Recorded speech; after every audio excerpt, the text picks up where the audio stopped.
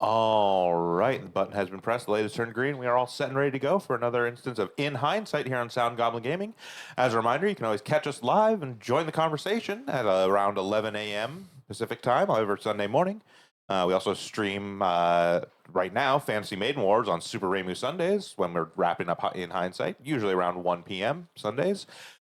We stream at 7 p.m. Monday nights for Poke Mondays. And right now we're going through Yakuza 0 on Thursday nights at 9 p.m. Pacific. You can catch us any of those times. We're always happy to have you at twitch.tv/SoundGoblinGaming. But for now, we're going to be talking about Wraith the Oblivion. I am, as always, Bograt. I'm the Krampus. I'm Shiv. I'm Hunter Green. And I'm Vincent. Yep. And let's talk about how to get you to want to punch people at your table. In a circle, nonetheless. It's kind of amazing in that way. But yes, Wraith the Oblivion, their fourth game I'm going to go with. And yet It depends how somehow you not count the it. worst idea they ever had for party relations in the World of Darkness game. Well, okay. Not And what World of Darkness, sorry, Chronicle of Darkness is technically where Promethean exists. Chronicle of Darkness is where Promethean exists, but at the very least, the players at your table aren't going to be openly antagonistic towards each other from go. It's going to take 2 sessions. But in any case, starting with describing this RPG. So, Wraith, without a doubt, is the darkest setting in the World of Darkness. Pretty much just literally the entire plane is like bleak and gray. The players aren't running some type of supernatural monster made flesh and goth, but rather the game starts by killing your character and is all about exploring what mattered to the character and using it as a tether to keep a darker part of you from plunging your very soul straight into oblivion itself. You know, the usual stuff. Not their bleakest RPG. So, in the Mythic Age, when the digital world was young, Wraith came forth and gathered a reputation for being a cool and dark setting that was unplayable.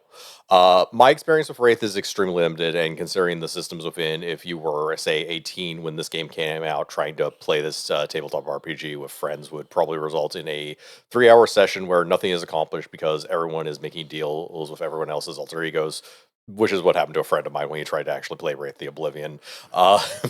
My experiences with us trying to do like a couple of solo things. Most of my experience with World of Darkness are campaigns that didn't last more than a day because it's World of Darkness and it's just kind of like that. A case. As far as so to start with for this book and giving credit where credit is due, this is easily the best 20th anniversary book, both in terms of just being gorgeous and readable. You can see the just background or the background for the page they did is excellent. The bordering on these titles is great. It's just I also like the big block letter stuff that well fits with the theme of Wraith.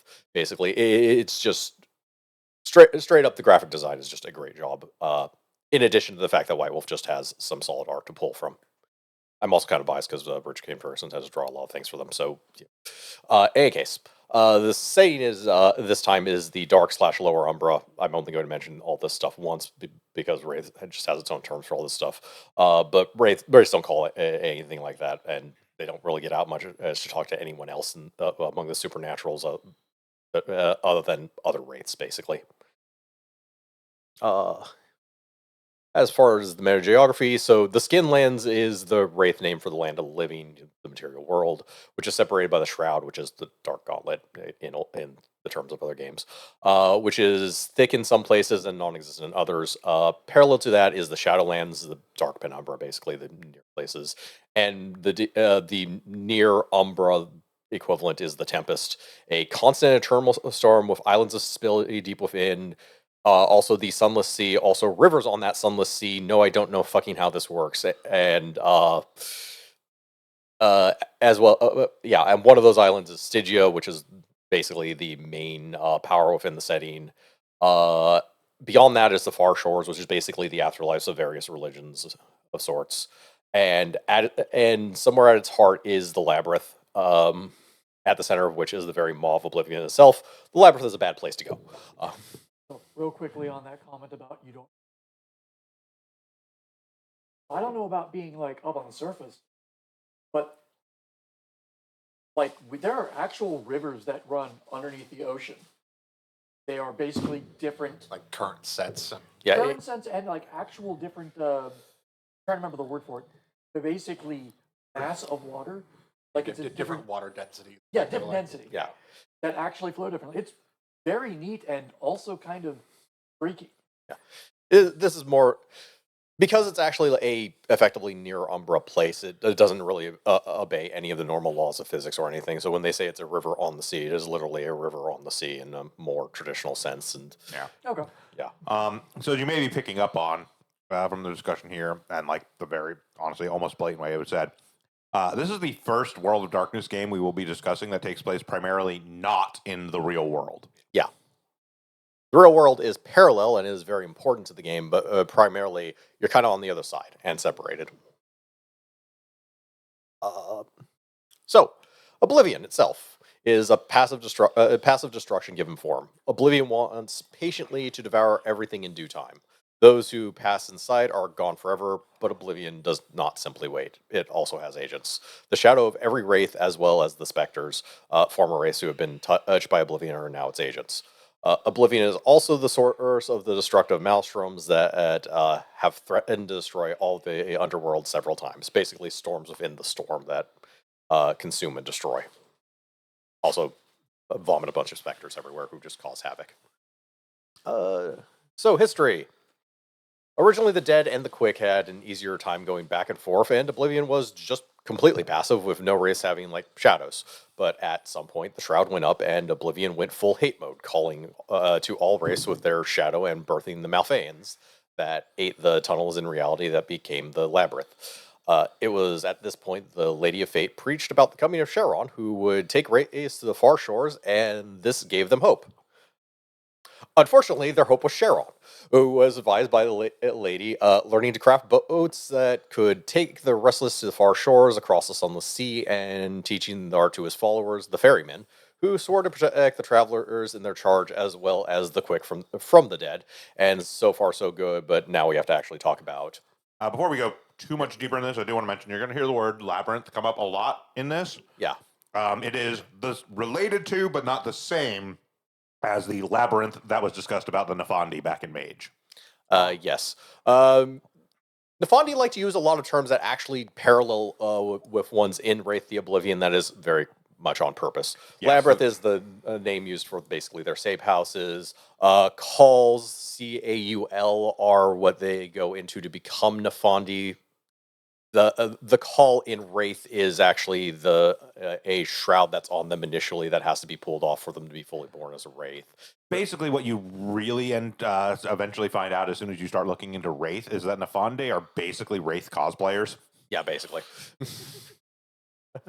Their power is, Nefandi are hellbent on descent, which is literally just shoving everything into Oblivion. This Oblivion, and...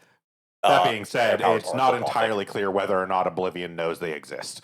It almost certainly doesn't, because Oblivion probably isn't sapient. Well, but I mean, in the way that Oblivion has agents that work for it, Yeah. the Nefandi are not actually chosen agents of Oblivion. They just really like it. Yes.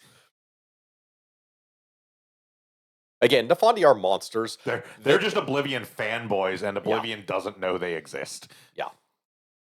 And some of them do work directly for Malfeans, these actual Malfeans, because they work for a bunch of different things. Some work for the Worm as well. Yes. Yeah. But yeah. Also of note, I didn't put on the shrines. Charon is actually Mycenaean. If you want to know about the Mycenaeans, go watch Great Mazinger. Fantastic historical. Great. Hey, case, the founding of Stygia. So Charon went into the labyrinth and rescued a soul forger, had the ferryman explore the seas. While doing so, had the ferryman explore the sunless sea and chart course to the far shores, which he then visited himself and got 7 signs from its rulers, giving Charon dominion over all the dead, and used them to make a huge iron tablet that he put in the middle of the new city of Stygia on the Isle of Sorrows. Because Wraith is nothing if not on theme of its naming. Using the model of the Roman Republic for the government, because it was actually that time in history, and things went kind of well until the First Great Maelstrom. The fall of Rome created a lot of new arrivals, both wraiths and buildings in large quantities, which the ferrymen were struggling to defend when the First Great Maelstrom hit. Yeah, notably, if a building gets destroyed and there was enough human emotion behind it, it will actually show up as a ghost of a building. Uh, this is true of all objects. Yeah. That means it can be suplex. It is actually an interesting thing. Yeah. I mean, we'll talk about it a bit more later, but yeah, it is. Wraith takes a lot from a lot of different sort of religious traditions and spiritual beliefs, and this is almost in line with like sort of like almost an animist belief that like spirit can be imbued into objects if they carry enough emotional weight. Yeah, and this is something I actually do legitimately like about Wraith. This, the entire it's interesting. It's interesting, and you can actually tell there's a lot. There's a labor of love from the author behind all of Wraith. They were very much into what they were doing. A little bit, unfortunately, they probably should have had more mechanical wherewithal, but that's a different matter, and we'll get into later. So, in any case, Stygia was sacked by specters who were pushed back, but the city was in ruins afterwards. Charon rebuilt, named himself emperor, renamed his 7 remaining senators Death Lords, and put them in charge of legions of the dead. Legions separated by basically how they died. We'll go over them a bit later. Which the ferrymen said nope to and were banished for not with the dictatorial program. So, skipping to the end of a lot of history, because didn't want to make a million slides on this. 4 great maelstorms later, basically the Black Plague, the Columbian Exchange, World War I, World War II, they happened during mass deaths, basically. Right. Yeah. Lots happens, including Charon having a falling out with the Far Shores and no longer helping anyone go there. Then he gets into a fight with a Malfean beast during the 5th Maelstrom, and Charon vanishes during that fight, which effectively puts the 7 Death Lords in charge of the Dark Kingdom of Iron, who come out and make a speech about being unified and then go back to scheming against each other like they were doing beforehand, because they demolished the system after the Romans said it. What the hell do you think was going to happen? So as we have covered more and more of the sort of history of Wraith and gotten more into it, those of you that, Vince kind of vaguely alluded to it earlier, that like this is actually not really, it's very bleak, but somehow not actually that sad of a setting. The thing about Wraith is, whereas most of the rest of World of Darkness are like goth or emo, Wraith is metal as fuck, actually. Yeah, basically. Everything about Wraith feels like it would be airbrushed on the side of a van. Yeah. Like, even look at that like fucking artwork there on that last page. Yeah. Like, or the next one for that matter. That's a fucking metal album cover. That's straight up is a fucking metal album cover. The previous throw one like absolutely death was. and metal characters above that. It's like, yeah, okay. Yeah. Like the previous one is either a metal cover or a fight from Final Fantasy. I can't tell which one. So, building things in here. The Underworld only has 2 building materials, as the book tells me: souls and memories. And then goes on to goes on to describe building materials other than souls and memories. Amongst our materials are such diverse Fine, elements Wraiths can't read. as souls and memories.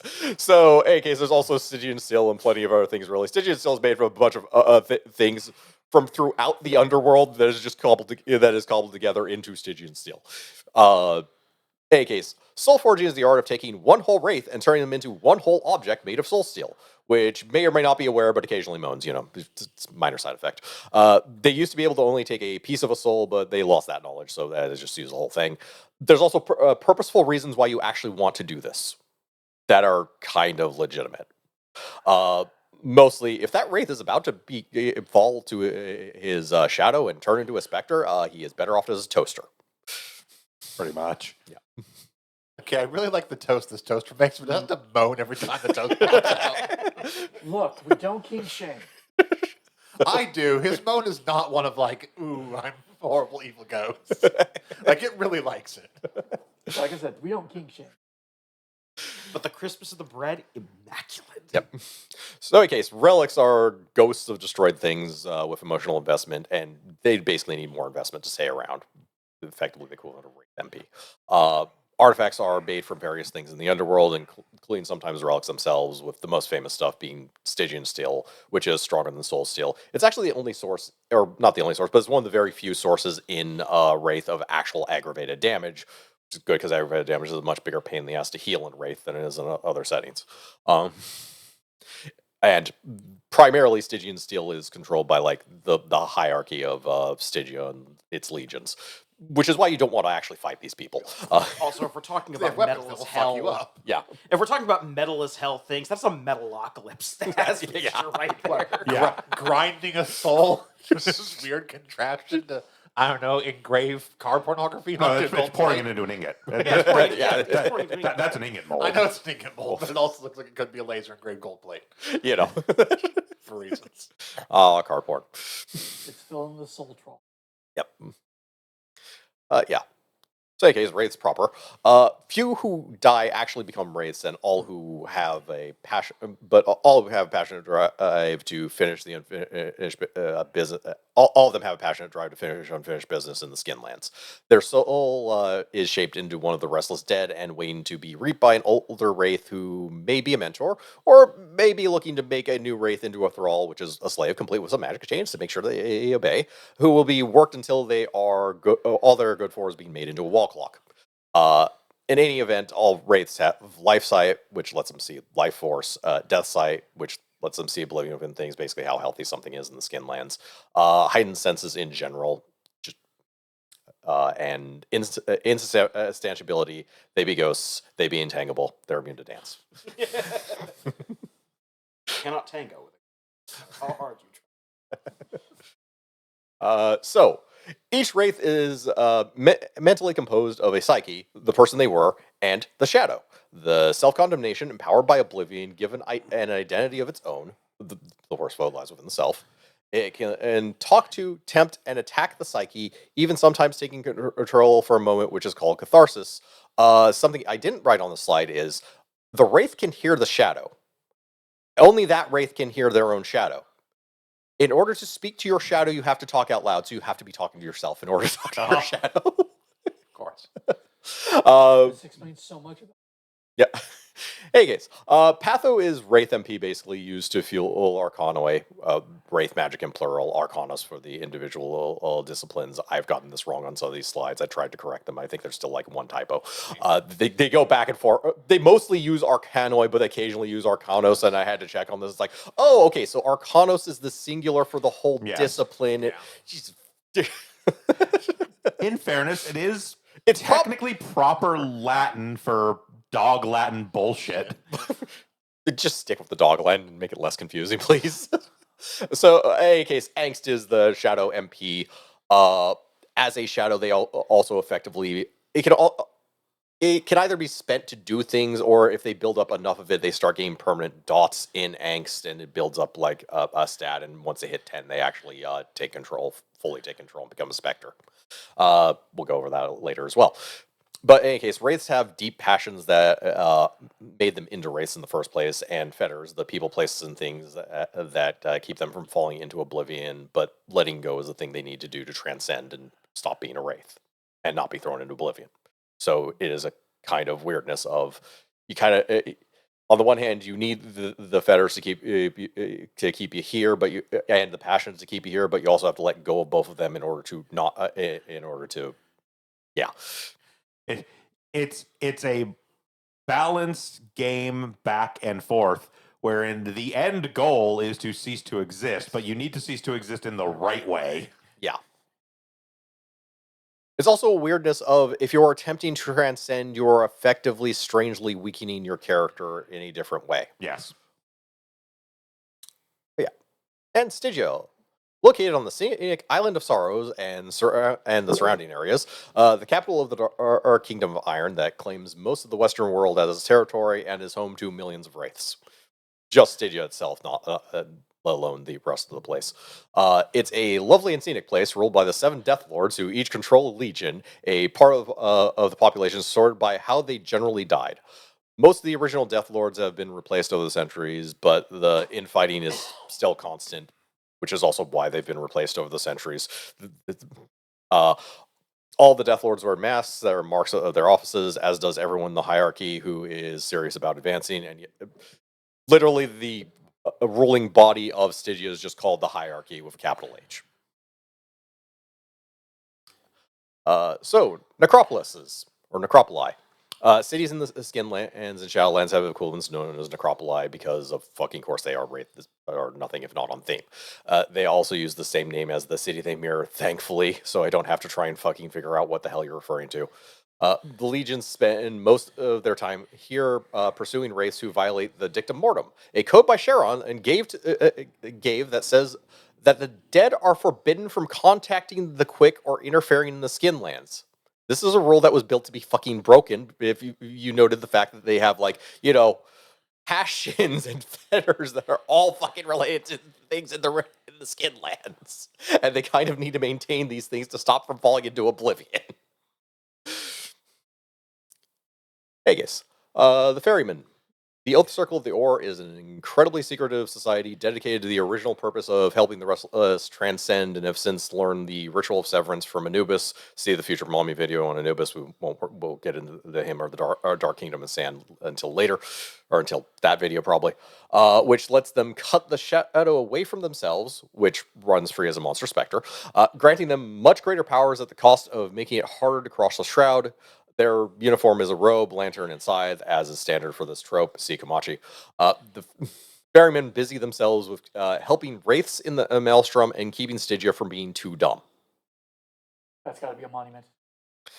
The 2 is doing a lot of work on that sentence. In any case, the 7 legions. So the Emerald Legion are the it's everyone who died of sudden happenstance. They were ruled by the Emerald Lord. The Grim Legion died by violence, ruled by the Smiling Lord. Iron Legion died by old age and ruled by the Ashen Lady. Legion of Paupers died mysteriously, ruled by the Beggar Lord. Penitent Legion died due to madness, either their own or the killers, ruled by the Laughing Lady. The Silent Legion, victims of Monokuma, ruled by the Silent Lord. Skeletal Legion, death by pestilence, ruled by the Skeletal Lord. And the Legion of Faith, wraiths who bear Fate's mark, ruled by the Ladies of Fate, and Lady of Fate is in charge of this one. They live outside of Stygia or outside their politics, and you may notice there's 8 of these. That's the 8th. Of course. To clarify, by the way, the Silent Legion is basically they felt a despair, depression. Mostly it's suicide. Yeah. Ah, okay. Yeah, victim of despair. Yeah. Can there be victims of Junko? Same. Jinko is Monokuma. Yeah.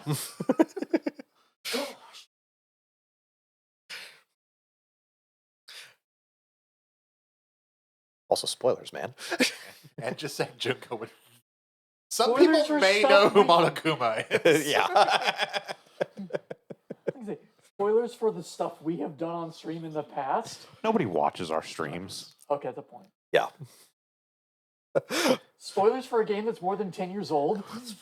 As an aside, we will stop being weeby from here on. No, we won't. No, we won't. Okay, the slides will stop being weeby from here on. I can't promise they the people in the room.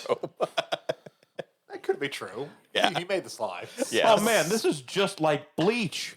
I hate you immensely. Oh, God. Oh, that's psychic damage. I am not gonna lie. It's like a soul society, and they have a bunch of dudes in charge of armies. Yes, I was gonna be like, oh, there's multiple different armies here, each with a different theme. Wait a second. And everyone sucks. God, I don't know DJ what Kubo ripped off this shit off hard. I don't know what you're talking about. Character uses Bankai. I don't know. They don't suck so hard. It's not like they take wraiths and make them into animalistic things and then The put swords are Stygian living things with their own emotions. steel. The swords probably moan too. Oh, this one definitely no. All right, I have to ask whose execution is coming up. Anyways, Yep. Well, wraiths won't die even if you kill them. Yeah, they tend to come back. In any case, when a wraith performs a type of magic, arcanoi, ghost magic, or enough, they will start to show guild marks. Initially, these wraiths form themselves into officially sanctioned guilds until they organized and rebelled against Charon, which they failed at and were outlawed. Except their mastery of the arcanoi they practiced was too important, while still officially outlawed. So basically, the guilds fall into 4 categories, depending on exactly how important and then how bad their arcanoi is judged. So the high guilds are just too important to society. They're the ones where their arcanoi is basically keeps Stygia functioning. and or they just or do other things that basically keep Stygia functioning. So they're just allowed to exist, even though they're technically illegal. The working guilds are still illegal, but they're ignored because basically the arcana they practice doesn't violate the dictum mortem or any other laws. So they generally just do things that no one really objects to. The criminal guilds, which practice arcana that frequently breaks the law, usually the dictum mortem. So they're generally looked down upon and will be persecuted, but here or there, sometimes they're ignored because okay, the hierarchy is a big and corrupt organization full of power plays and such like that. So in ways they parallel the Camarilla, except they kind of out Camarilla the Camarilla.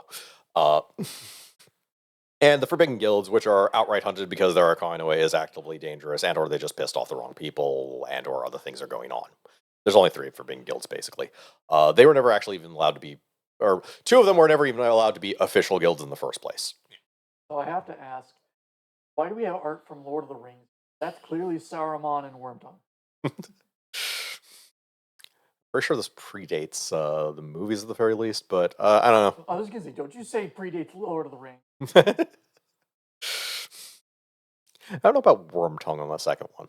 Have I ever told you about one of the things that made me really want to just strangle someone? Huh. For like the stupidest comment? Leaving, seeing Return of the King in theaters and hearing someone say, hey, did you know they made a book about these movies? And that's okay. It's not nearly as bad as many years ago when I was doing a watch night with people on IRC, because this was back when IRC was still a major thing. Yeah. We were watching Alien, and somebody said, man, this really ripped off Halo. Oh. Did it though? Aliens? Well, I mean, in inverse.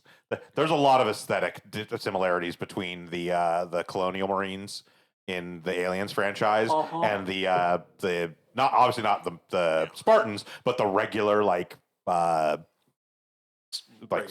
the regular soldiers in Halo have almost exactly the same the same outfits as like the Colonial Marines.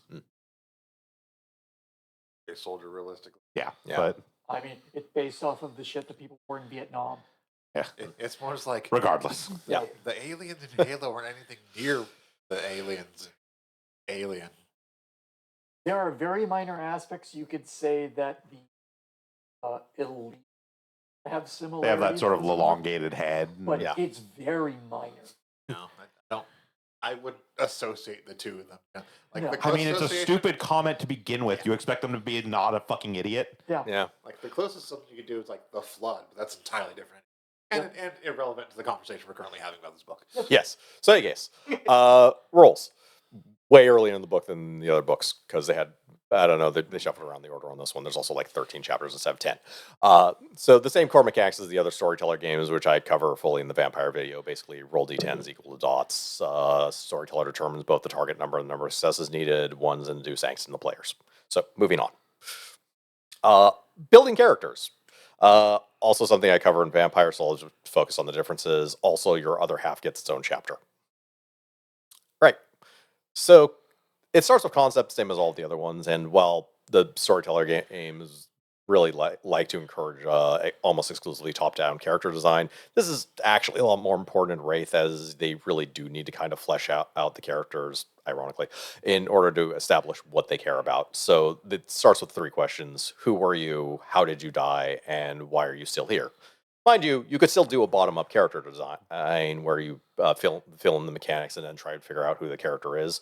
But in Wraith, it is probably a lot easier to actually do it top-down. Well, the other thing is even if you are doing a bottom-up character design like that in Wraith, like in the other games, you can get away with doing a bottom-up character design and having just the very sort of like vaguest fill in the blanks of that. You can just be like, I don't know, he's an asshole. And like that's all you really need to do for your character. For Wraith, because the game is so character driven rather than sort of overarching story driven like the other ones, like vampire, werewolf, even mage have this like there is stuff happening and you need to like deal with that stuff for one reason or another. Wraith is very much a game about the characters more so than the story, realistically. And so it is important, even if you are doing a bottom-up design, you still need to put a lot of work into the top rather than just like, I don't know, these dots all work together this way. I guess he was a race car driver because I've got 4 dots in drive. I don't know. Yeah, and realistically, if you are doing bottom-up character design, you should put a decent amount into the top as well. But in this game, it just does not fucking function if you don't. So I get that the question that they have there is, why are you still here as a spirit? Like, what's holding you here? But man, that feels kind of like passive aggressive. Why are you still here? This game is passive Read this aggressive. fucking book. Why are you still here? Why haven't you gone on to do something better? Passive aggressive is almost the I nature haven't of read all Wraith. the rules for making my character yet. Fuck you. I mean, if we're being honest, like, you're not entirely incorrect anyways. The question is asked at least half passive aggressively. Yeah. Any case, the usual attributions for supernaturals as shown on the right, as well as 5 for Arcanoe, which have a hard cap of 3 each for starter characters, 7 for backgrounds, 10 for your passions, which are a statement and an emotion followed by the amount of dots you want to put into it. So, for example, as I forget the examples I made up earlier, it'd be something like, show off my masterpiece, and in parentheses, pride. Pride, yeah. Yeah. And then however many dots you want to put into that. Worth noting, and also the next one is the 10 for the fetters, which Yeah. can be basically anything you want. Essentially anything that still exists in the skin lands that still ties you to it. Yeah. Unlike almost everything else in character creation, which have a cap usually of about 3, passions and fetters can be a full 5 even at character creation. Yeah. It's probably not a good idea, but you can do it. Passions is a little bit better to have high dots in. Fetters not as much. But also if you have low dots in fetters, it's a trade-off when it comes to fetters more. Yeah, But yeah. It also depends on exactly what you're trying to do. If you're trying to actually transcend higher dots in both of them, or having more concentrated dots is actually better with how the mechanics work, strangely enough. I'm more speaking from a sense of, like, again, this being a game that is very heavily focused on having on like being a well-developed character. Yeah. Being that entirely, like, almost singularly focused doesn't lend itself well to making a very broad character or a very, like, deep character. It doesn't, but at the same time, we are talking about wraiths who are a very peculiar type of personality. So having heavy passion isn't exactly unreasonable.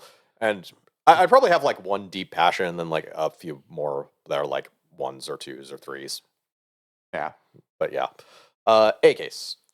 You also start with 10 dots in Corpus, which is your health, and you get the usual 15/22 freebie points as usual. Again, merits and flaws are technically an optional rule.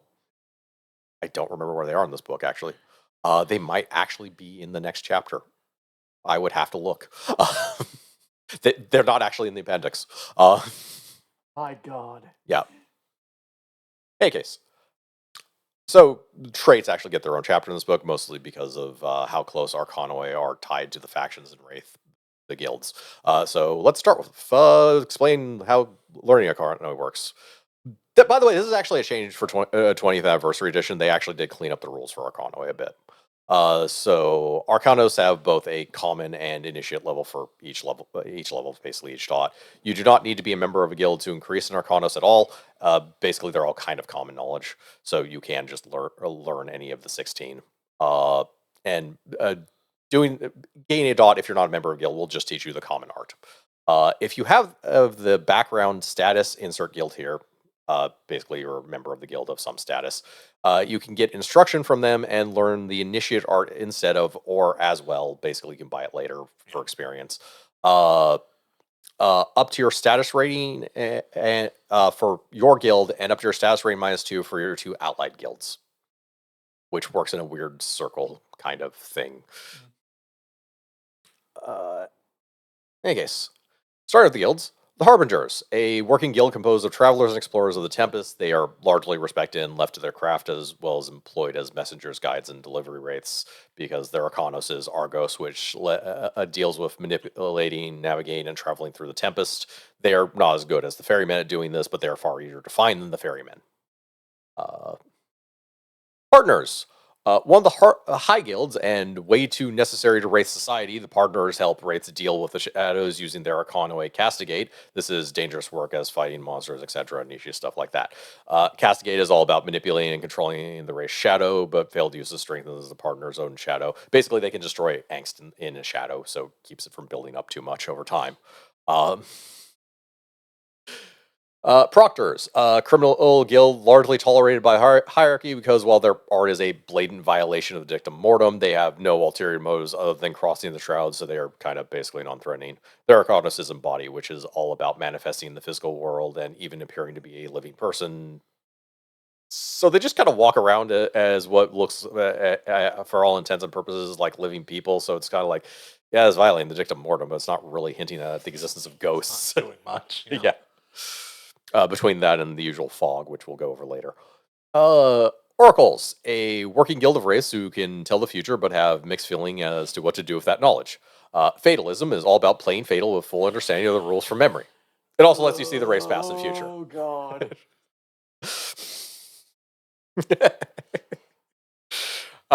Alchemists, a forbidden guild who were originally part of the Artificers. They developed an Arcanos, Flux, that lets them change the shape and function of soul-forged items, which is considered blasphemy by the powerful Artificers, who propagandaed hard against the Alchemists after they left and were joined by a couple of other guilds in the slander, which eventually got the hierarchy to declare Flux a forbidden Arcanos on the grounds that it can also affect things in the Skinlands known in pre-20th anniversary. It only affected things in the skin lens. It realized it to actually be more useful, actually. Also of note, the artificial one also affects things in the skin lens, so in a similar way. So, Artificers, the high guild of Nudri, the wraith who Charon rescued from the labyrinth early on and brought soul forging with him, which this guild has kept a monopoly on, is actually the reason they're considered a high guild rather than their Arcanos, which is inhabit, which lets a wraith manipulate and control inanimate objects in the skin lands as well as the underworld. The Solicitors, a forbidden guild pretty much from their inception, with their Arcanos of Intimation being banned before the other guilds decided to fuck around and found out. They act as a cabal gathering secrets and manipulating others to gain their own power. Intimation manipulates the desires and wishes of the target and can be used on the quick and other supernaturals as well as the dead, requiring only eye contact. Chanters, a working guild, musicians and one of the entertainers of the dead, welcomed in most places due to their ability to make rays feel life and passion. Kinning uses sound to manipulate any emotion the user wants in the listener, basically. Modders, a criminal guild with their most telling nickname being the Fetter Mafia. The modders closely guard their Arcanos of Lifeweb and use it in the worst ways possible to blackmail and bribe. Lifeweb can strengthen, weaken, and watch over fetters as well as use them to communicate or travel. The Nenmoi, a very old and very forbidden guild that were declared traitors by Charon and hunted. They were originally trusted as part of the legal system before Charon discovered corruption in their guild and ordered their destruction. Memnosis can be used to read and manipulate the memories of others. Maskers, a high guild that mostly keeps to itself, working as soul shapers and artists, mostly, but also with the hierarchy when they need a spy or assassin. Moliate is the main reason why it lets race shape the plasm that makes up the corpus, their body basically, of both themselves and others. Again, doing creative projects turning that guy into a horrible dog beast, and we'll put this Stygian steel muzzle sharpened thing on him as a weapon, and yeah. Dog with a sword, got it. Yep. Bargus are weird. Also, Stygia has something in the realm of negative morals. Why do dogs always get sore? Why can't they have a mate? Really heavy. Yep. Spooks, a criminal guild that fits the title pretty well, a confederation of families that do pathos running and other quasi-legal things, effectively a Wraith Mafia in practice. The other thing that unites the guild is their Arcanos Outrage, which creates kinetic effects and works best in the Skinlands. Haunters, a gas Pokemon that was bad at dealing with psychic Pokemon in Gen 1 for Yes, some reason. I'm glad you beat me to it. Oh, wait, sorry. In any case, a criminal guild with the goal of tearing down the Shroud that made a covenant with the Wild, from Werewolf the Apocalypse, the Wild, towards that end, learning their Arcanos Pandemonium, which uses the power of chaos to create a classic haunting effects in the real world, like blood running through walls, mists and chills, swarms of rats, or a poor Casio keyboard cover for Elise. Sandman, a working guild that puts on shows and plays of illusions and dreams for the dead, as well as communicating with the living via the medium of dreams, to the point a living being is, or they are able to bring a living being into the Shadowlands in a dream form. Their Arcanos, Phantasm, does the stuff I said above, creating dreams and illusions, a major source of entertainment in modern Stygia as well. Unfortunately, they only do shows and plays that bombed. They've been playing Spider-Man Turn Off the Dark for like 4 years now. Inexplicably, in spite of the fact that everything's an illusion, the main cast still keeps getting injured. This broken bone doesn't feel very illusionary. Because it's not. That's what's tying one of the performers to the real world. Is I have to do this play right once. Hasn't done it in 4 years. It's never gonna happen. Puppeteers, a criminal guild who have actively been against the hierarchy, Sharon, the Shroud, and the Dictum Mortem pretty much the whole time. They are also actively dedicated to creating more Risen to further their anti-Shroud goals. We'll talk about Risen later. They're exactly what they fucking sound like. The Arcanos of Puppetry lets the user control the quick physically in the classical possession ways, basically. They can also just kind of ride around inside them. It's a form of transportation. Usurers, a high guild that specializes in the trade of corpus and pathos between wraiths, making them a sort of banking guild that values the trust of others, which has been hurt by the various political issues over the centuries, basically, including that guild uprising that outlawed them. Their Arcanos is usury, which allows the wraith to transfer pathos, basically MP, and corpus, HP, between wraiths. They can also transform one into another or save them for later in relics. Okay. The giant ass list of guilds, gone through as fast as I fucking can. On to the rest of the character creation, the Shadow.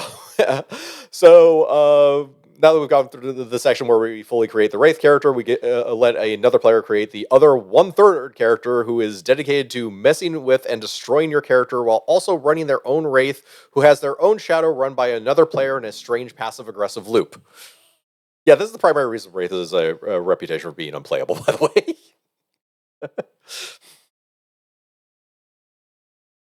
Partially because, the guy to my left is going to be actively playing something antagonistic to me. He's also playing two characters at the same time, and so am I. So on and so on and so on for everyone's table. Yep. Right. So the Shadow is its own separate personality that is still a piece of the Wraith, but it's not suicidal per se. It's just dedicated to making sure the Psyche loses everything at all points while acting as some combination of tempter and bully, undermining the Psyche in every way it can, building angst in order to use it against a Wraith who has spent too long away from a partner who can drain that angst. But that's all. The Shadow is a servant of Oblivion that wishes to also cause as much collateral damage as they can while trying to make the Psyche fail at unlife. So it often takes its time and avoids being too destructive, as being forged into a footstool is a bad end for the Shadow as much as it is for the Psyche. It's also the reason why dangerous wraiths tend to get forged into things. All right. So Shadows have less moving parts compared to the rest of Wraith. You start with an archetype, the way that Shadow behaves, permanent angst equal to basically the number of 6+. You roll a number of dice equal to the Wraith's willpower. The amount of 6+, you roll is the amount of starting angst. Ones don't cancel for this roll. You get 7 points of dark passions, which are again phrases followed by an emotion, which don't have to relate to the Wraith. And they're usually dark emotions because of fucking course they are. And finally, you get 10 freebie points to spend on more angst, more dark passions, and thorns. And I don't know where the list of costs is for these. I did not find them in this section. I might just be blind. They might have forgot to put it in the book. I'm defaulting to the latter because this is White Wolf. But So that character sheet, once again, These should cost points. yeah. that character sheet, once again, metal as fuck. Oh yeah, I love the art. That is absolutely a metal cover album. Oh yeah, absolutely. But yeah, and the thorns themselves are basically it costs this much points, and you get this ability basically. Usually, sometimes they'll cost angst, or sometimes like vampiric nature here, which is a very expensive one at 7, is a way of getting angst by basically the wraith punched that specter. I draw some angst out of it. Ha ha ha.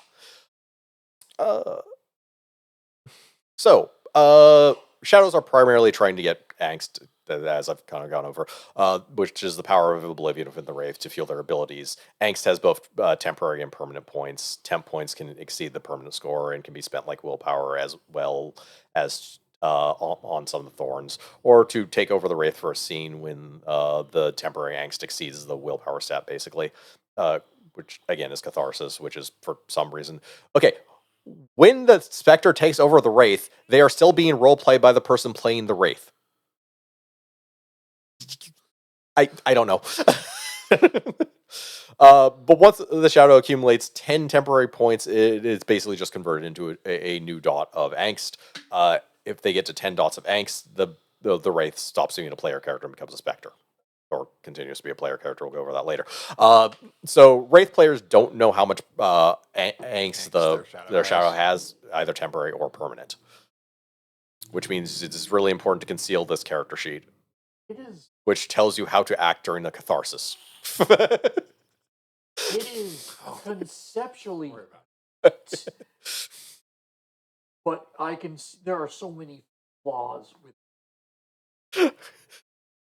Yeah.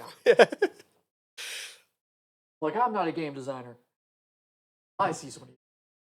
One of the most common things I saw in practice for Wraith games that actually functioned as much as Wraith ever could is having the actual Dark Passion section of the shadow sheet be sort of a separate little segment, so that when catharsis does happen, you just hand that to the Wraith player. Makes sense. Rather than handing them the full sheet so they see the angst and the thorns and everything else. You just hand them that and go, hey, this is your driving motivation now until the end of the scene. Yeah. Or as an alternative, you could just let the player playing the shadow play the Wraith, but you can, but yeah. Which would make more sense to me. But also, the other thing there is that at that point they're playing 2 full characters, because the shadow again is like, it is a character, but it's like not a full character really. No. So it's not a full character in any mechanical sense. But if you're just in a roleplay scene, oh yeah, absolutely. It is basically a full character. Sort of, except even then it can still only really communicate with the player whose Wraith it is.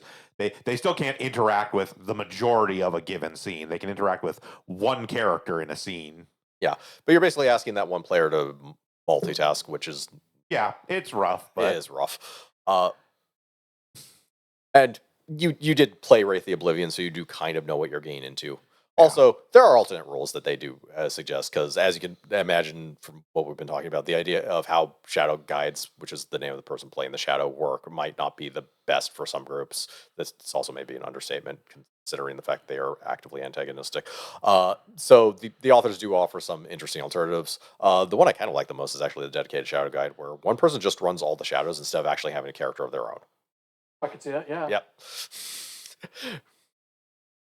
So yeah, you have one person who is just dedicated to being a dick to the rest of the players, but everyone knows that coming in, so it's fine. It's almost effectively a co-DMing thing. And in a similar vein, you could have the storyteller playing the shadows. That was the system I was honestly thinking probably didn't want to make more sense. Yeah, but at the same you're time, adding a lot of cognitive load to the storyteller who's already having to run the entire game, and then you're asking him to also run like X number of additional characters in every scene. Yeah, not fair. There's the idea of the deterministic shadow guiding, which is basically build your own stage direction / treat it like kind of the Beast within Vampire, but more complex. And no, they don't actually have rules for this, but it's just like try and work out guidelines or something. There's a house rule. Or no shadow, which is not recommended by the designers, but probably actually works better than the author thinks in certain chronicles, possibly most, depending on what you're actually trying to do within Wraith. It is one thing. If your chronicle is more going to revolve around like the politics of Stygia, the shadow might not be as important per se, or if it's just going to, for some reason, you decide to do an action Wraith chronicle, in which case I'm going to look at you sideways. But assuming you did something weird like that, the shadow is not going to be quite as important. Also, the shadow is probably going to more get along with the character than not. But the game is very much built, the entire system and say is built with the idea of there is a shadow, so that is kind of a thing there. The one big thing I will say, and it's not an alternative that they really propose, although it kind of plays with how the deterministic shadow guiding would work a little bit, is the other thing being is like the shadow doesn't need to be active 100% of the time. Like, if they're going down to the fucking corner store for a bagel, the shadow can fuck off for a little while. You know, it's like not, it's not important. When there are tense scenes, when there are consequences for things going wrong or acting on your darker passions, then yeah, sure, that's when the shadow shows up in the back of your back of your head and starts whispering bad shit to you. Yeah, but 90% of the time, the shadow doesn't need to be there. no. So you're saying that when I go to the bagel store, I want an everything bagel. The shadow's constantly whispering in my ear, just get an onion bagel. Yeah, Just like, get an onion bagel, do it. like who You fucking understand cares? that's probably, Get the onion bagel. ironically, that's probably how we would actually be using a shadow in our games. Is basically they would say mundane is happening. I also kind of forgot to go over how a shadow actually acquires angst directly. So some Arcanoi, especially when I'm fucking up, will just give you angst. The more interesting one, however, is the shadow dice. The shadow can offer you up to 5 dice on any check you make. Any of the ones generate a temporary angst. It also has, again, the dark passions from earlier. So whenever the Wraith actually does one of the dark passions, it can actually roll its passion, or its that many dots against a difficulty of 7 in order to acquire angst. Passions kind of work in reverse too, the same way. And sometimes the storyteller can just give you angst because you're being angry. I don't know. But yeah. And, of course, heroines. So, sometimes the Wraith will find themselves plunged into the labyrinth against their will, but to be subject of a play put on by specters and directed by their shadow. A trial where the consequence is losing something, a passion or a fetter in a targeted heroine, or the Wraith themselves in a destruction heroine. Targeted heroines are caused by either using up or losing all of your temp willpower. There are thorns that will make you lose willpower, by the way. That's also why if we go back to this sheet, you'll see that the Psyche's willpower is on here because that's actually important for the shadow. Yeah. But yeah, if they're about to lose a last point in a passion or a fetter, that will also plunge them into the labyrinth. And if they take enough damage to the corpus, they'll plunge into the labyrinth as well. Destruction heroines are caused by being about to lose your last passion or being reduced to a 0 permanent corpus. Basically, because I didn't put the consequences of these trials on here. If you succeed at these trials, you come back and you don't lose anything. If you fail these at the targeted trials, like if you fail at a targeted trial for corpus, you'll lose a point of corpus. Right. So instead of having 10 health, you'll have 9 health from then on. Yeah. And yeah, same with like the passions or fetters. Same idea, basically. There are no mechanics to this trial. They are pure role play put on by effectively the shadow guide and the storyteller every time they happen. Which I hope you planned that in your session that that the player character suddenly took enough damage to actually be plunged into something that's going to. It's kind of a thing, like honestly, like there's a couple instances in a few different of the World of Darkness games where this happens. It's much the same way that like in Mage, after character creation, raising a Reet involves a whole fucking spirit journey. Yeah. And it's like quite literally what you're going to end up doing in that case is you're basically having a solo session just for that player because it's by no means a quick thing. It's very involved. Again, there's no specific mechanics to it, but it really is just hey, the storyteller has to like, based on everything about your character and how they interact with magic, has to come up with this whole thing. It's a little less sudden, say, than harrowings. Yeah, because you're harrowings going can kind of happen whenever. But at the same time, it is still like, it it's an interesting idea mechanically. It is bad in practice. This is a lot of Wraith, honestly. The biggest thing that I would say is from a practical perspective, what I would probably do is just be like, hey, we're going to keep going with the session. We're going to not have you lose the thing right now. But between this session and the next session, we're going to take some time to do, a call or a get together or whatever to run this out and see if next session you are down the thing. Yeah. Or in modern days, it'd be pretty easy to do like a Discord session or like. Yeah. That's what I'm saying. Is like do a side session in some form. And Don't But need do up a it regular between play session. day. Don't interrupt an ongoing session to run this out. Yeah. And you could also, if it's not really possible for people to get together, to actually just do it in text. Online, Yeah. If you, just make a separate Discord thread for like harrowing or something. But yeah. Anyways. Storytelling. So largely the same idea as the other World of Darkness games, and I mainly covered that in Vampire Video, so go watch that one if you want my thoughts on the general setting. Wraith itself is a different kind of challenge for a storyteller, thanks to all the extra character elements being in such detail that you could feasibly run a game that just facilitates players telling their own stories and have no plot whatsoever. But the challenge is making there be any point in having more than just, like, say, one player at the table, or to some extent doing anything else but that stuff I just said, for that matter. If you actually want to have some type of intrigue plot, there's a very good chance you're going to get interrupted every once in a while by I have to go maintain my passions and fetters, or oh shit, I just took that. I just took one too many damage. Okay, let's get that harrowing session out of the way. Yeah. Let's see. Anyways, on to systems. As you can imagine from everything I've hinted at earlier, this storytelling game has more than a few things that are actually unique to itself for us to go over in this chapter. So there's actually stuff here. So the Shroud, which is the Shadowlands equivalent of the Gauntlet, and what sets the general difficulty of Arcanoe that do things in the Skinlands. Basically, the spookier plays, the thinner the Shroud is. There's examples over there on the right, which I edited onto the page, basically. But like the highest difficulty is like a busy shopping center on a sunny sunny afternoon, and the lowest one is abandoned cemetery at midnight of a new moon. So yeah. The Fog, which is the Wraith equivalent of Delirium, and the reason people don't know about the ghosts around them, despite the efforts of some factions. Literally, I went over at least 2 guilds that wanted to actively fuck about in Skinlands. But like Delirium, the effects are based on the witness's willpower. Almost exactly, as a matter of fact. Like 9 is these things exist, I'm going to start trying to murder all of them.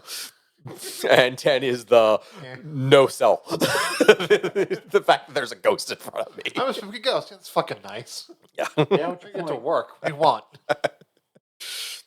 Let's see. So damage and healing. Wraiths don't have the standard health levels, which also means they don't get any negative dice, actually, no matter how much damage they've taken. Instead, they start with 10 points of permanent corpus, which can be damaged. If a Wraith has all of their corpus damaged, and at least one of that damage isn't bashing, they are dragged off to a harrowing, where they may permanently lose a level of corpus, as we went over earlier. You recover 1 bashing damage an hour just automatically. Otherwise, to recover, you can spend a point of pathos to instantly heal 2 bashing or 1 lethal damage. However, to heal aggravated damage, it takes 8 hours of rest, 3 pathos. Again, the sources of aggravated damage aren't as common. It's mostly Stygian steel. Yeah. And Wraith is much less of a combat game than any of the other ones we've gone over so far, really. Any of the other ones at all, really. Yeah, I think you'll get more combat in Changeling. Yeah, even Changeling has more combat orientation than Wraith does. Like, I mean, obviously every chronicle is going to be different. Every story is going to be different. Yeah. But generally speaking, from the design of things, Wraith is very much intended to be the most like character interaction based, and honestly more like intrigue and politics even than Vampire, weirdly. Yeah. It feels to me, and I don't say this derogatorily, I just mean this in like the purest sense. It seems like Wraith is focused more on groups who are in it for the drama, who are interested in like the role-playing aspect. Whereas everything else in the World of Darkness has a bunch of mechanics to back up, even though it's and we've of course touched on heavy and Yeah. but it's more mechanics heavy for people who want to be werewolves that go fight the evil, tar monster that represents pollution or whatnot.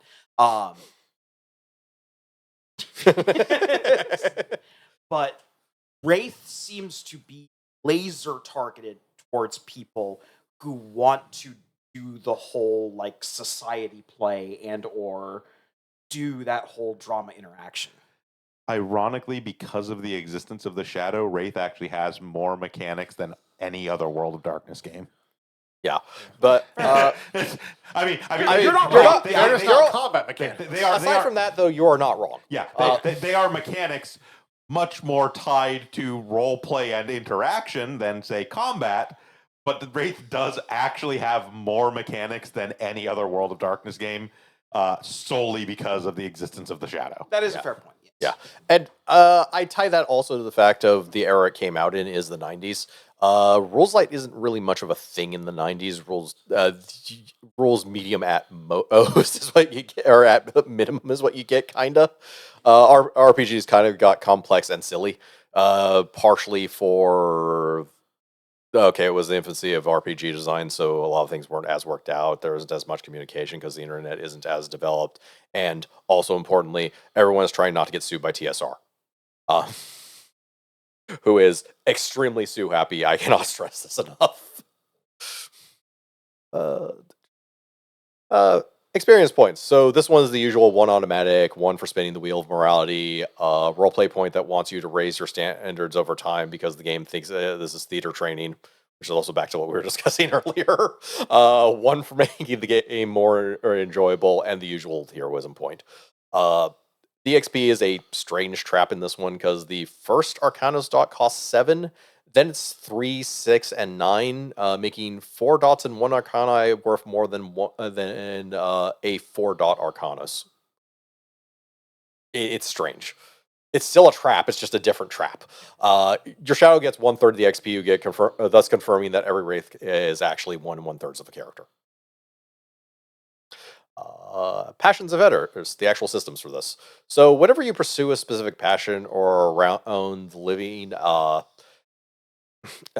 expressing that general emotion, not necessarily the specific fetter, but just the emotion behind it, you can roll that passion and you gain that much pathos. Same with interacting with a fetter, except the fetter gives you willpower. Strangely enough, wraiths are actually better at getting their resources because just role playing in a specific way will just give you your emotions. And yes, I know this actually tacks close to the nature and demeanor. By the way, they also have natures and demeanors and they still work the same way, so they just have an extra way of gaining more willpower back. I just like this one more because it is much more specifically in the player's control, so I don't have to judge them as a DM unless they're really trying to be shady about it. Also, when a fetter is destroyed, it's harrowing time. If your fetter is a person and that person, say, malicious wraith throws a anvil at their head or something, and they pass away, yeah, you get plunged straight into a harrowing because your fetter is destroyed. A wraith can also try to, through role-playing and working through things, resolve their passions and fetters, reducing them with rolling them on a difficulty 9 dice roll and eventually just letting go. Basically, every success gets rid of a dot. Once you get below, I think it is half rounded up of your initial dots, which strangely enough means the higher the passion was, the easier it is to get to this point. You can try and transcend, which gets rid of it, without actually going into a harrowing. A wraith with no fetters will leave the Shadowlands soon. What that means is left up to the DM, and if you still have passions, this might be an issue. Right. Chapter 9, Drama, which is strangely enough a crunch chapter. This is actually the dramatic systems chapter from other books, which is what details what abilities, skills, and the combat rules, which are largely the same. So again, the good vampire video for thoughts on that. We'll move on past this chapter. It's not really anything different here. Right. So Spectres. The they get their own chapter, and they're the primary antagonists of the setting. Former wraiths, or never wraiths sometimes, whose shadow has succeeded in taking over, as well as other things that just again sometimes they just start as specters. They don't even they're not even wraiths to begin with. They are servants of oblivion, dedicated to the destruction of the restless and all their works, as well as everything else in reality. Mainly, specters focus on the Shadowland, or the Shadowlands and the underworld, etc. They focus on the dead more. They're perfectly happy to destroy everything else, though, as well. We are nihilists, Lebowski. We believe in nothing. They're chasing me with giant scissors. Yep. Nice marmot. If they are also the most likely source of combat in the setting, as they'll just attack wraiths, and often do a lot, actually. So, the first and most powerful types of specters were born when life separated from death, ripped from oblivion itself. The never-born Malfeans lead the rest of the specters while sleeping, who consist of those who have died a violent death, and wraiths who have lost the struggle against their shadow. So if the shadow gets 10 permanent angst, or they fell during a destruction heroine, basically. In both cases, they are reborn from oblivion, cocooned until they either hatched or are freed. Creatures with basically limited time and connection to a sort of hive mind. They seek to spread oblivion.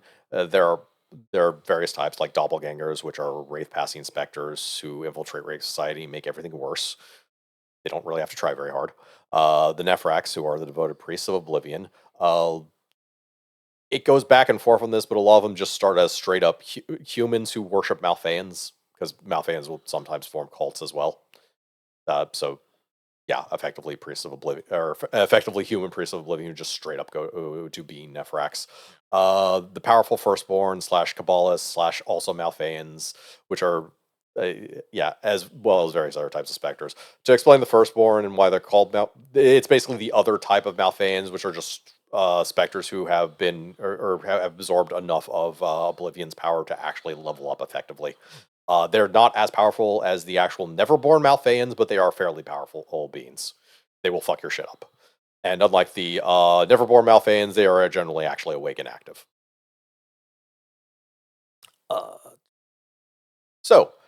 Shadows have the same basic mechanics as a Wraith, except in reverse with no fetters, including a psyche that works to move the Spectre away from Oblivion and towards redemption. They're literally inverted in that respect.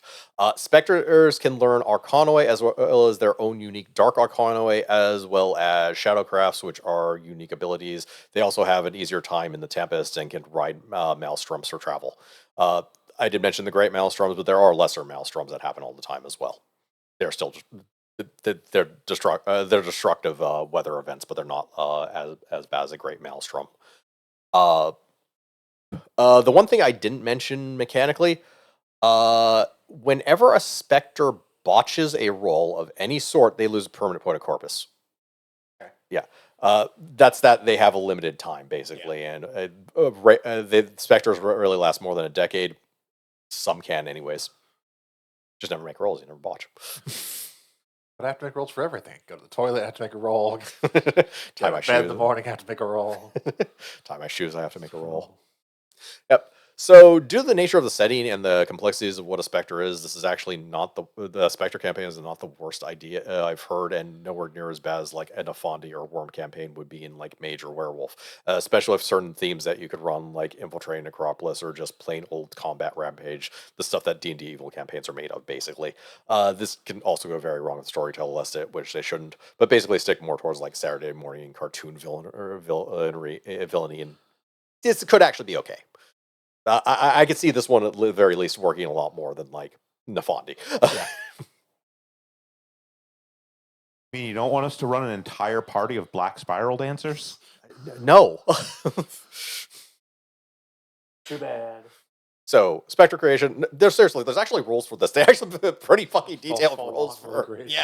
for character creation, as well as for psyche creation, which somehow this feels more appealing with the script flips, strangely enough.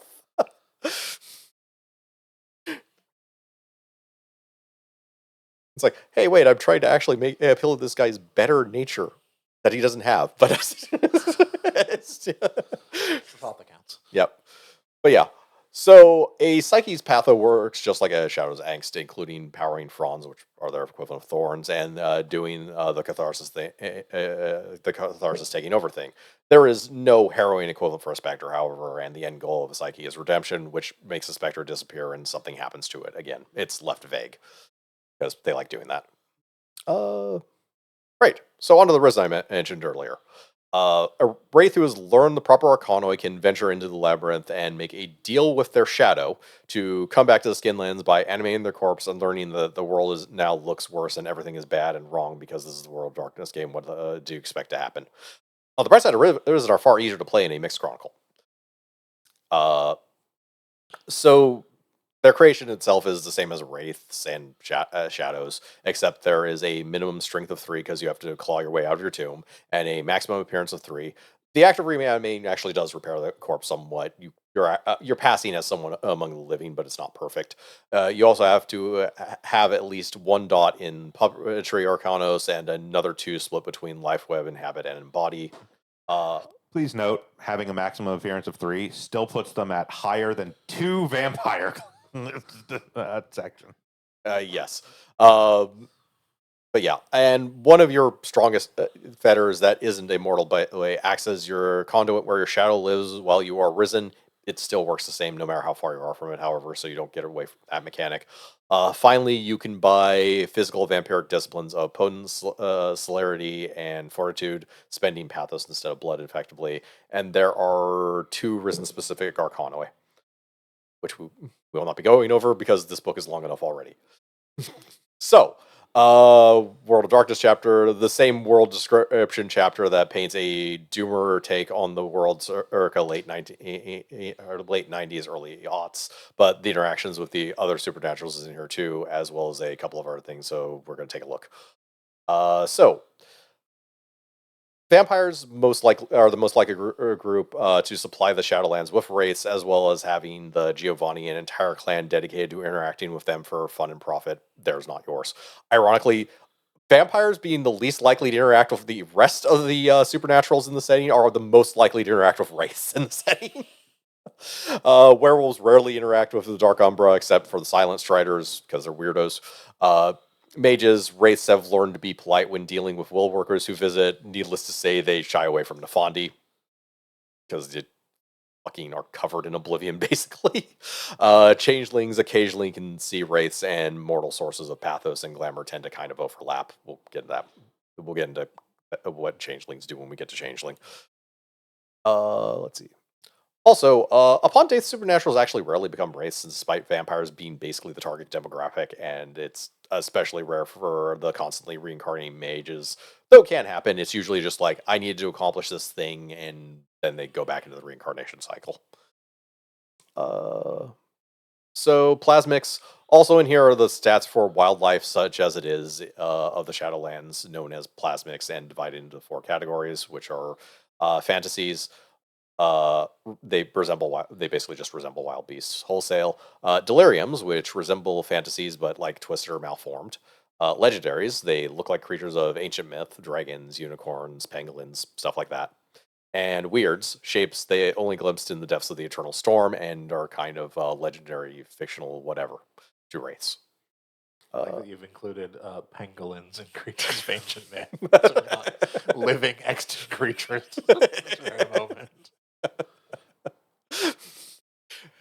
Yeah, it's like I include random jokes and slides for some reason. Right. Relics on artifacts, basically the same idea as the other background buyable equipment from other World of Darkness books. You spend some points on the background, you get this cool thing. It does stuff. Here's the rules for it. Let's see. And everywhere else. So you may have noticed that there is a rest of the planet which the Dark Kingdom Empire does not rule over. This is because there are other Dark Kingdoms that lay claim to these areas, or did before the Dark Kingdom Empire came a conqueror in one case. Even after that, sometimes their underworlds are still kind of there. All right, so Dark Kingdom of Jade.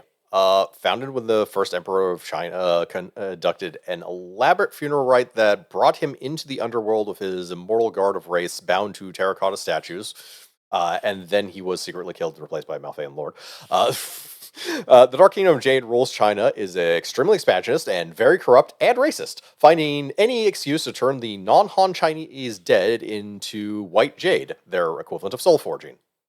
Only worse. And when you soul forge something, the one advantage is that thing doesn't go away. White jade actually decays over time. Got him. He's defeated by Brandon Fraser.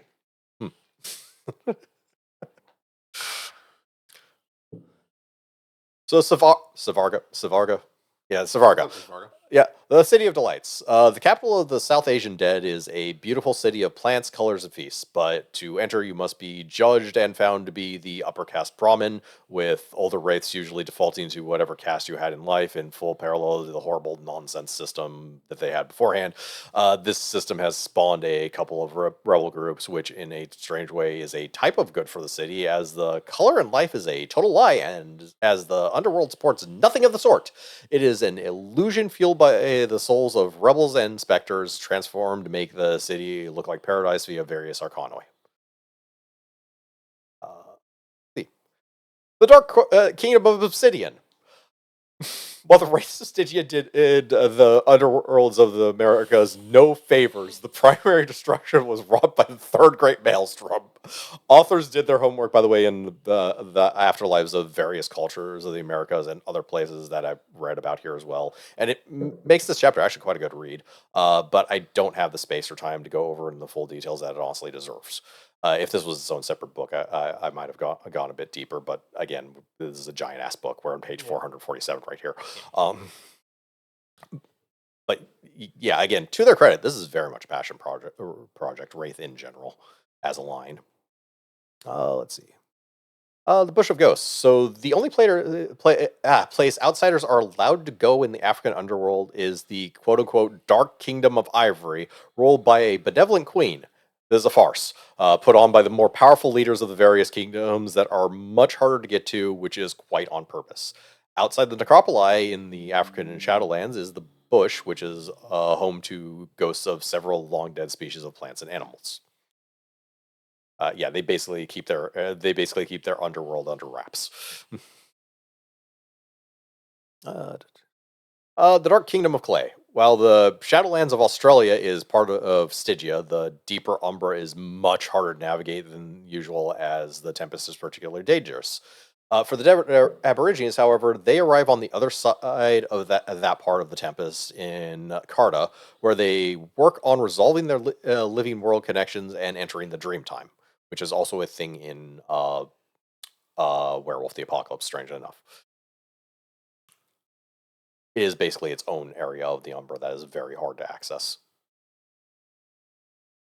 Mostly because it hates the werewolves.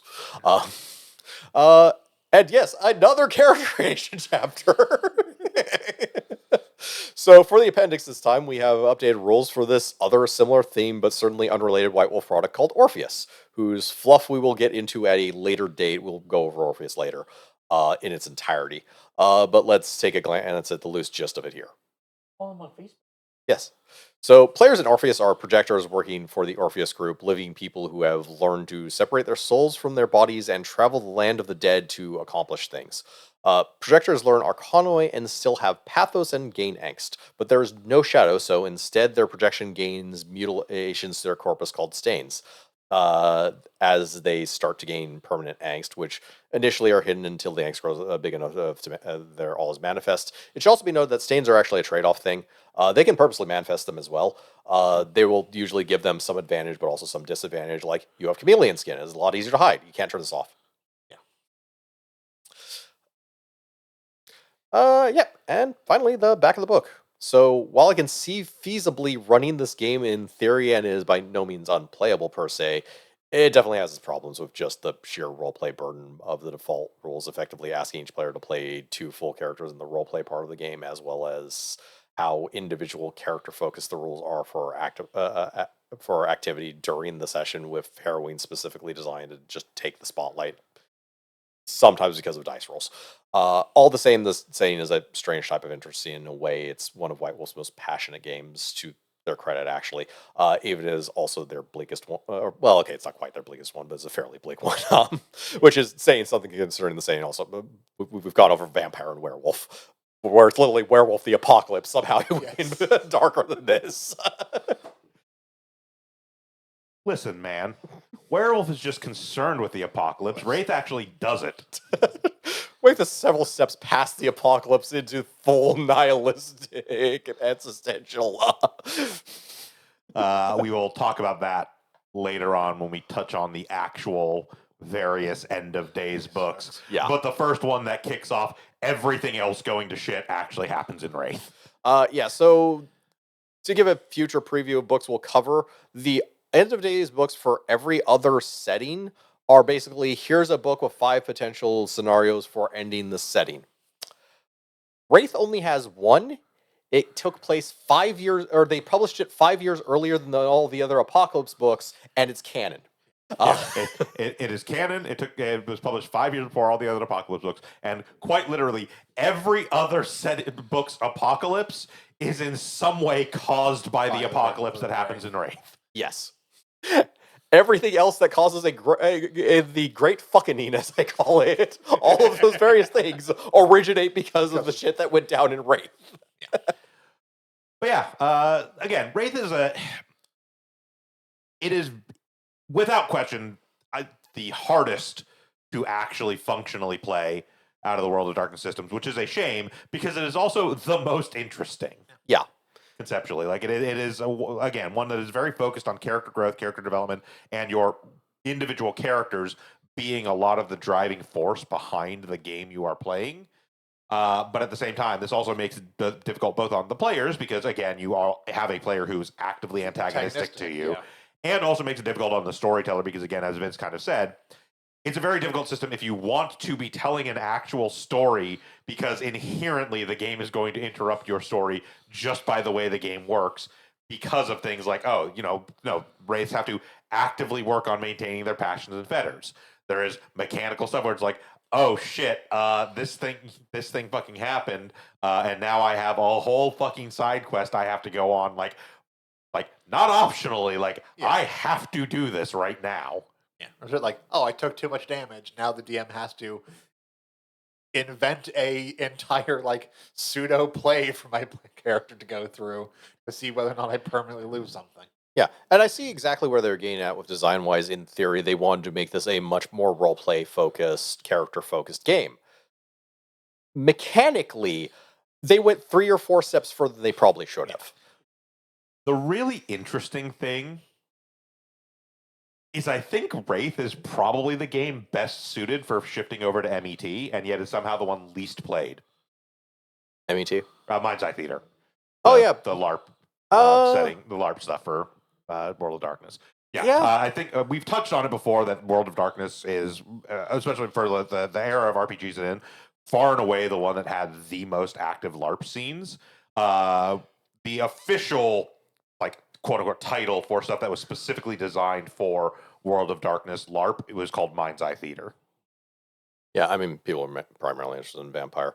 And yeah, but it's just weird because, Wraith feels like it's the one best suited to actually LARP, again, because things like combat and even, honestly, to a certain extent, direct confrontation are very background elements to the game. I can also find it very hilarious if there's one player is playing the Wraith and somebody is literally dedicated to playing your shadow, so they're literally just whispering over your ear. It's just a dude doing the LARP in a black Zentai. I would honestly, I would honestly say it, even if they're not dedicated specifically to playing that player's shadow, even if you're doing the same kind of thing where everybody who's playing Wraith is also playing somebody else's shadow, you could literally have something very, very clearly indicative, just like a mask you put on or something. Yeah. That is like, oh, I'm acting as the shadow now. It's very built for LARP style play. Yeah. I like the idea of it being a guy in a Zentai I suit. do like the idea of just a guy in a black Zentai suit following you around being an active shadow the entire time. But yeah, that being said, that is how you do Wraith the Oblivion. Such as you can. Yeah. So thank you for joining us again for In Hindsight. We're going to be back in just a few minutes here with Fantasy Maiden Wars as we kick off Super Remu Sundays. We'll be back next tomorrow with Poke Mondays. On Thursday with more Yakuza 0, and then right back here next Sunday with more In Hindsight as we continue to talk about the various World of Darkness games. Yes, we will be going over Changeling. Yep. The final of the 20th anniversaries. Yep. Until then, I've been Bograt. Krampus is asleep. I've been Shiv. Ivan Hunter Green. And I'm Vincent. And And I've been the Krampus. yes, and Hindsight's 2020. Stevie boy.